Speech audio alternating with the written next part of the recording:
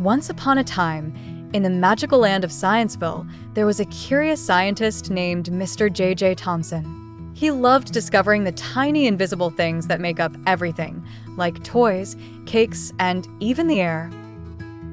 One day, he imagined an atom like a yummy plum cake.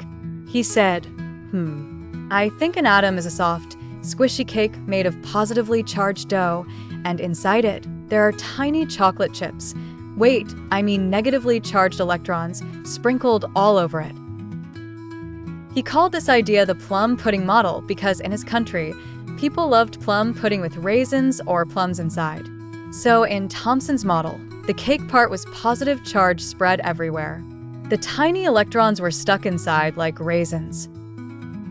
It looked yummy and made sense at that time. Everyone in Scienceville clapped for Mr. Thompson's idea. It was the best model they had at the time. But then there was a plot twist. Limitations.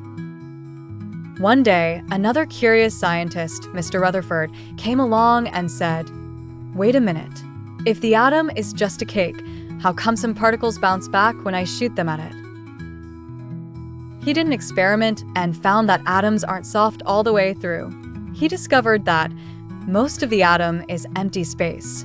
The positive charge is not spread out. It's packed in a tiny center called the nucleus.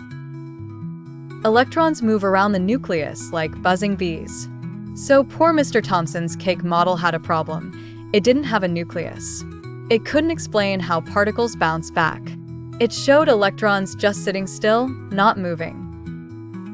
Even though Mr. Thompson's idea wasn't perfect, it helped start the journey of discovering the real structure of the atom.